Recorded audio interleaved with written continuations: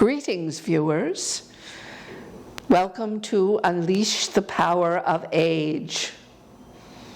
I'm Jennifer Lee Levitz, your host for our Senior Stories Halloween edition. Oops.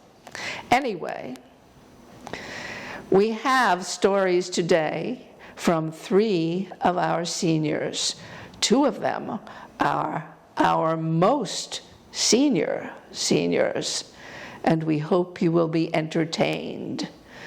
And now, I will have you meet your MC for the day, the one and only Elise Sinagra.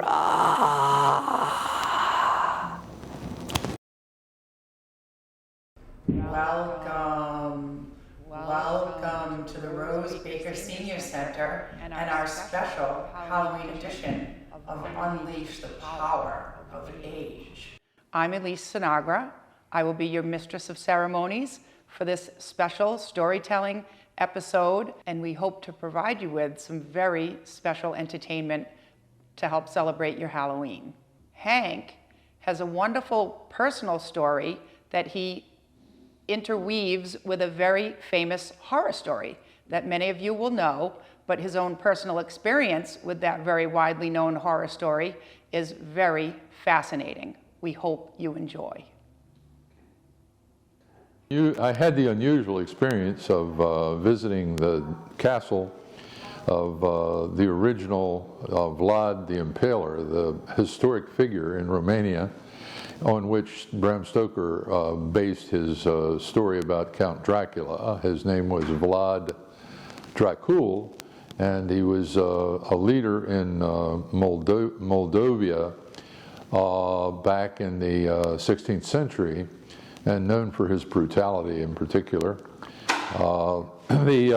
The castle was up at the edge of the Transylvanian Alps and on a high pinnacle that was virtually unacceptable unless you had a drawbridge across to the pinnacle, and the sides of the mountain were just as described by Stoker in his story about Dracula. Dracula was written by Bram Stoker, and it was published in 1897, I believe. There was research done in the 1970s by a friend of mine named Radu Florescu, who was well known as the person that did the research to verify what Stoker had done as a basis for his story about Dracula. Dracula, of course, is a feature in many movies, many stories, and so forth, and he supposedly has eternal life unless somebody puts him out of it, which is only done in a certain way, which we'll demonstrate later, but not in a bloody way.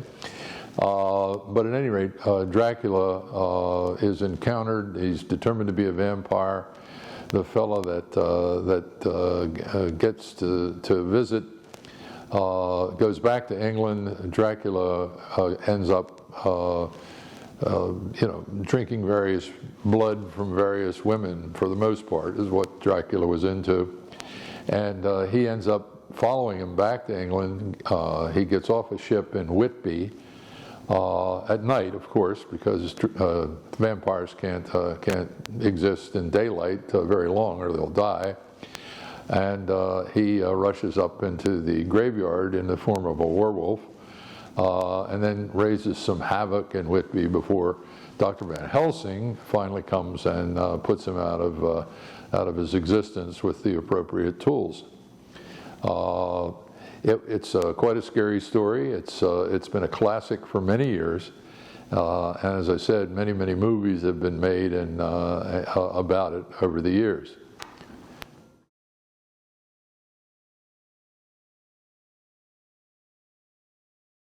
How you do this is drive this into the vampire's heart in the daytime when he's asleep in his coffin, because he's too powerful at night. Wouldn't respond to this too well.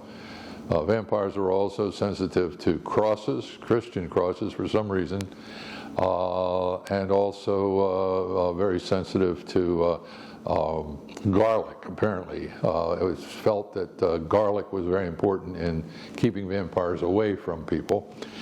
So you could wear a cross around your neck and also eat a lot of garlic, and that helped keep the vampires away.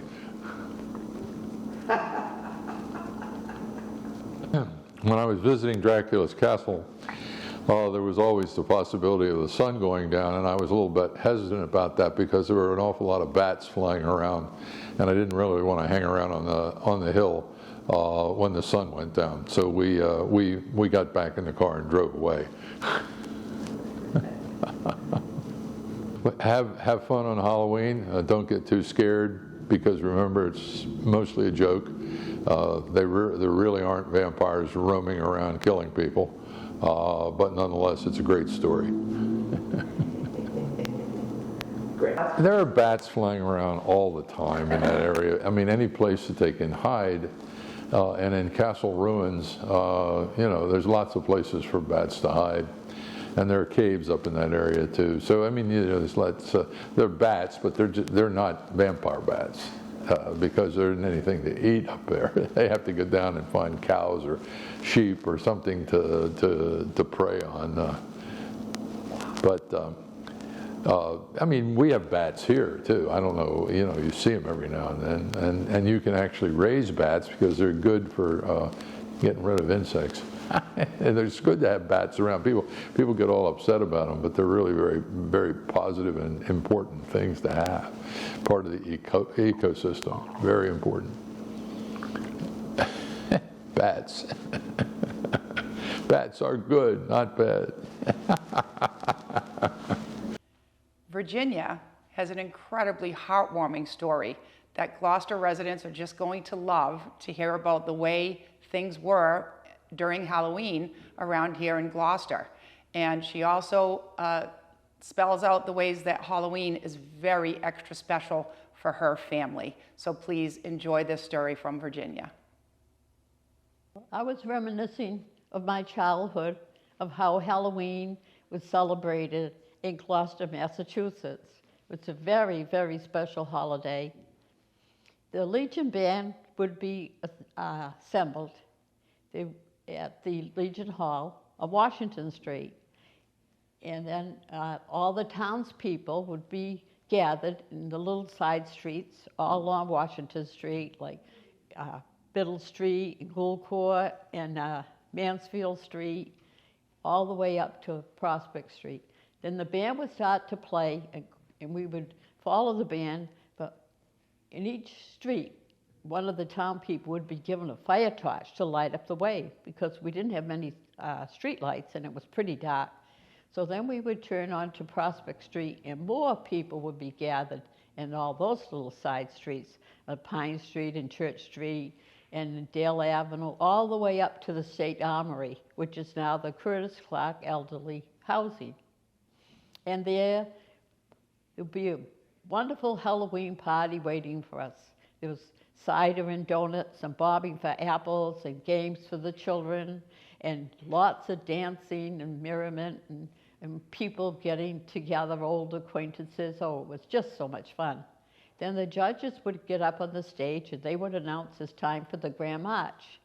So everyone in costume would form a parade, and we march around the room and we march up on the stage where the judges would judge us for prizes. For the best little boy, the best girl, and the best adults, man and woman, the most unique costume, and most original costume. And prizes were given out. I almost got a prize one year because I was dressed in an old-fashioned little girl's costume with a bonnet and long curls. I was nominated for that prize. And then it was back down to the floor, and the band leader would announce, now it's time for the children's dance. So all the adults get off the floor, and the children had their turn on the dance floor, which was so much fun for them. And we danced, and it was just wonderful until the evening. This parade went on. There was no trick-or-treating in those days. just so much more fun.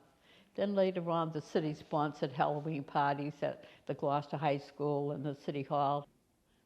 In my youth, I would go to costume parties down at the St. Peter's Club. And it was in 1952, when I was dressed as a cigarette girl, and I was taking pictures of everyone, and I had cigarettes for 20 cents a pack. And then next, now to my children's Halloween, which is also so special. And my children would say, "Oh, Mama, is this my Halloween?" Comparing Halloween to their birthday. Oh, it was so much more special for getting all that candy. Well, they couldn't afford to buy costumes for 7 children, so the neighbors were intrigued to see me walk around the neighborhood with my children. I made ghost costumes from my old sheets, and my children went trick-or-treating. And one year they even made costumes out of trash bags, and they had all kinds of decorations to attach to the bags, making very unique costumes. And later on, when I would come home from work, I'd stop at the Kentucky Chicken Place on Bass Avenue, and I'd pick up 2 buckets of chicken, and I'd hurry home, and we'd eat off paper plates, and then the children would go off to trick-or-treat with the instructions, "Remember, you have to be home at 7 o'clock, because it's your dad's birthday." And I had birthday cake and ice cream ready for them when they got home. And of course, their exciting day would end with them counting their loot to see who got the most candy. Well, then it was in 2004, it's my husband's 80th birthday, and we had a grand celebration at the Gloucester House. And my husband's friends were all there. They were all survivors from World War II, all veterans of the greatest generation. And that made it so special to have his friends there, and all our family and friends were all there to celebrate. And that's when we bought the robe for my husband and the crown, and he was a king, and I was a queen at a side. We had, in 2014, was my husband's 90th birthday, another celebration at the Gloucester House. Oh, what joy filled my heart. I looked around the room, and there was my 7 children, 8 grandchildren, 8 great-grandchildren, all our family and all our friends, all together in one room to celebrate the birthday of the man I love. And they set up the tables like in a U fashion, and my husband and I were at the head of the table, and there we were with our precious kingdom, with Bob in his robe and his crown. And then I announced, "Well, you can order your dinner from the menu. Everybody get their favorite food." Well, little Jolie and Riley, when they heard that, they ordered lobsters. The 6-year-old kids, they ordered lobsters, and some ordered steaks and salmon. And everybody had a really, really good meal. And it was really, so much fun to do that. It was my husband's, he so enjoyed getting the whole family together. He just loved to see us. We used to do Easter breakfast at the Gloucester House too, when he'd have the whole family there too, and many, many celebrations at my house. Well, it was in 2014, it was Bob's last birthday celebration, and we were there at the Gloucester House all in costume. And it was just so much fun to have everybody together. But then sadly, Bob died on January 10th in 2019. But he left a wonderful family.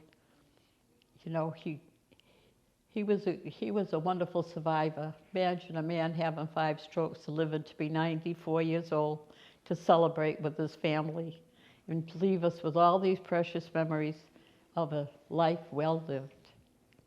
So happy Halloween in heaven, Bob, and happy birthday, and happy Halloween to all. That's it.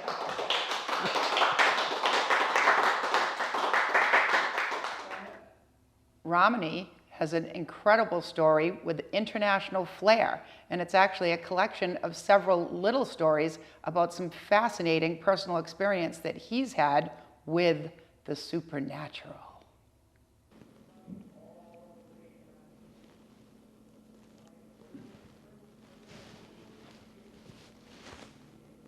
I want to tell you a few stories of strange things that have happened. One of the first things that was really strange was when I was very young. It was wartime in London. It was coming to the end of the war. So I wasn't more than maybe 5 years old. But there was a knock on the door. And the door happened to be ajar. So I went to the door, opened the door, and standing there was Bernard. He was one of the men of the household that would pick me up and play with me. We had a really good relationship. So I recognized him immediately. And I ran back and I said, "Bernard's here, Bernard's here."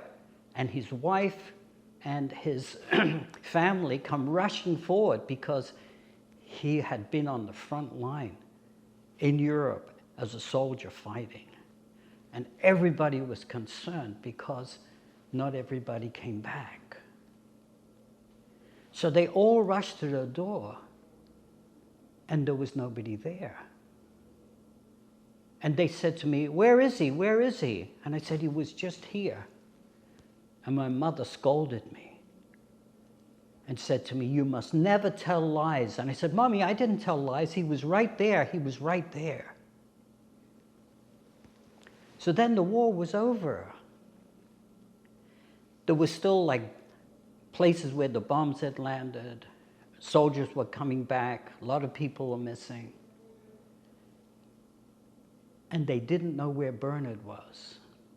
There had been no dispatches telling them that he was safe. So one day, there was a bang on the door. I didn't get that, but I heard a whole lot of people crying and laughing, and there was Bernard. He had survived. He had been wounded and hurt, and he was very quiet, unusual for his personality. But they were sitting around the table a couple of years later, and the subject came up that I'd said I'd seen him at the door. And he said, "When was that? What day?" And his wife said, "It was on this day and this day in this year." And he says, "It was at that time that I was wounded, and I fell into a trench. And all of a sudden I had this vision that I was home, and I was knocking on the door." But that's not the only strange thing, because in the household, there's a man called Uncle Frank. He's a giant of a man. I'd say about 6'5". He had to sort of bow down to come into the house. I didn't know it at the time, but he was a healer, and he was renowned throughout the whole of England. And so he would be there resting in our household, and he became like a guardian to me. So he would always put his huge hands on my shoulders, and he would whisper in my ear, and he would say, "You're a good boy. Remember to look after yourself." And some of the things I don't know what he whispered. I just knew that there was this warmth and this giant that took care of me.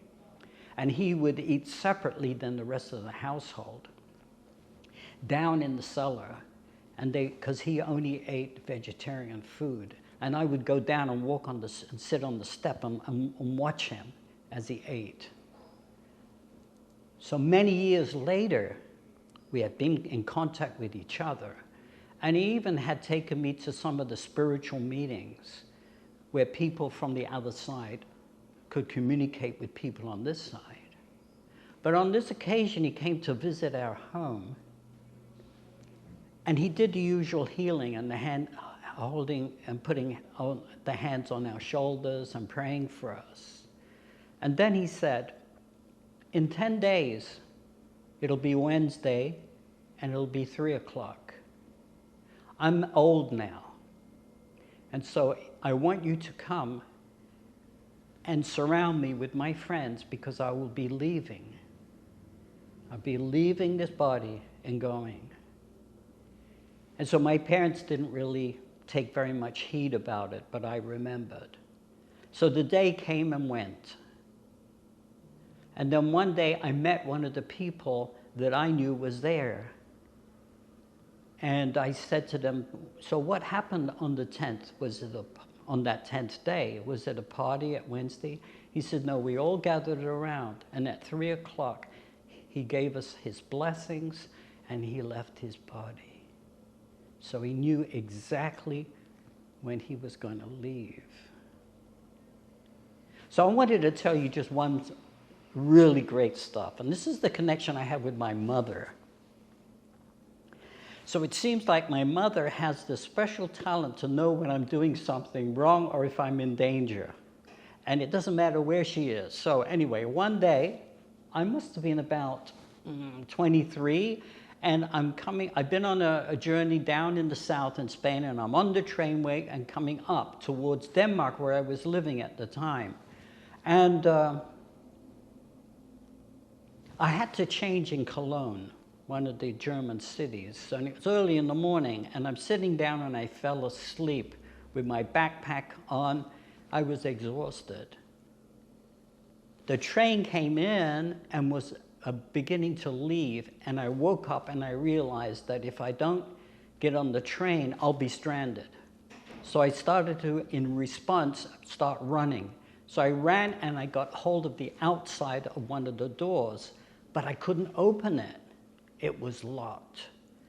And now the train was moving, going faster and faster. And then I could see that ahead there was a tunnel that it was going to go through.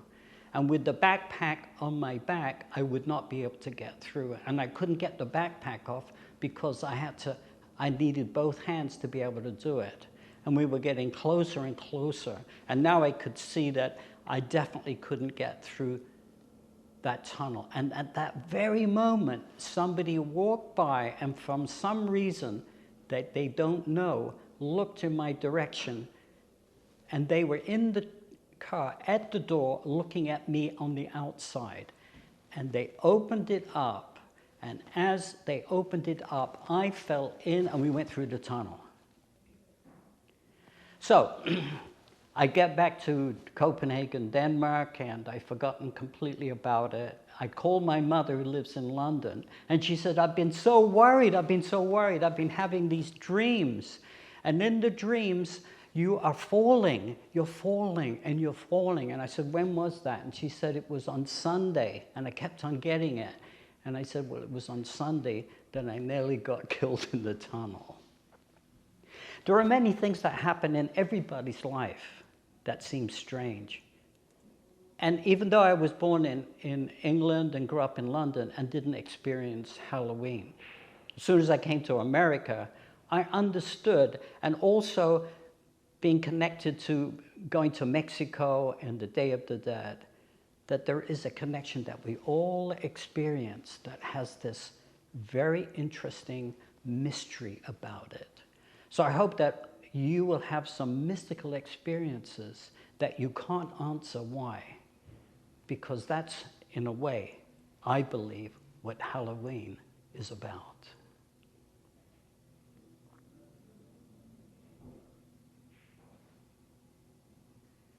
So we hope that you have enjoyed our Halloween stories.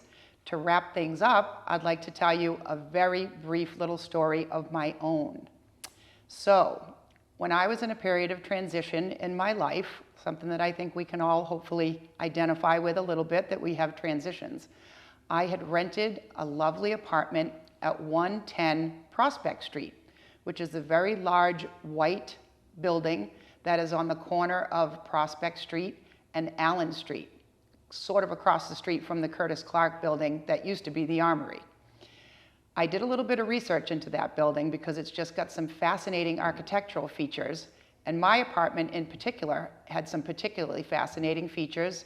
It had a great pantry with built-in cupboards, and it had beautiful marble mantle and a non-working fireplace in both the living room and in my bedroom in that apartment. So I did a little bit of research, and I found that that place at 110 Prospect Street at one time was called the Huntress House. And it was a nursing home for aged women here in Gloucester, and it was particularly for aged women who had something to do with something seafaring. Either they had family who were fishermen or who were, merchants, but something to do with the seafaring trades. So it had been a nursing home. And once I realized that my apartment was the common areas of that nursing home, because I was lucky enough to have some other friends in the building, and I saw some of the other apartments. They didn't have some of those really cool architectural features like marble mantles that I had. So I realized that the area that I had as an apartment had been the working kitchen and the dining room and the living room from when that place was the Huntress House, a nursing home. So when I first moved in, I did not have any furniture delivered quite yet. It wasn't there. And I did have my television. So I had my television up, and I like to watch television horizontally. I like to kind of curl up and get comfy and watch some TV. And a friend of mine had loaned me an aero bed, the kind that you just push a button and it inflates, and it's an air mattress. So I was lying on the aero bed, and my friend had told me that it had a slow leak, but not to worry, because all I had to do was push a button and it would reinflate. So I was laying there watching television one night, and I fell asleep. It had been a long day. And because I was sleeping, I couldn't hit the button to reinflate the aero bed. And I had fallen asleep, and eventually the air mattress lost all of its air, and I was on the floor, which is not a good situation. At my age especially, I would have woken up quite sore if I spent any amount of time on the floor. I was woken up by a woman with a very round, I would say, cherub-like face, and she woke me up with the most peaceful and loving expression on her face, and it was a little bit disconcerting because she was see-through. And I am the biggest fraidy cat on the planet. Ordinarily, the notion of ghosts, being woken up by a ghost, would have made me so scared that I would not have been able to return to sleep. But the countenance of this woman, the beautiful expression on her face, the fact that she woke me up and just said, "Go to bed," I could tell that that was something that she had done a million times, probably in that very space. When senior citizens, senior women who were there at the Huntress House were there maybe in the dining room or in the living room, she would probably tell them, "Wake up and go to bed." And so that's what she told me, and it is exactly what I did. I went in and I went to bed and I got to sleep absolutely beautifully, which is highly out of character for me. So that's my Halloween story, and these are our collective Halloween stories for our Halloween episode. We hope you've enjoyed, and happy Halloween, everybody.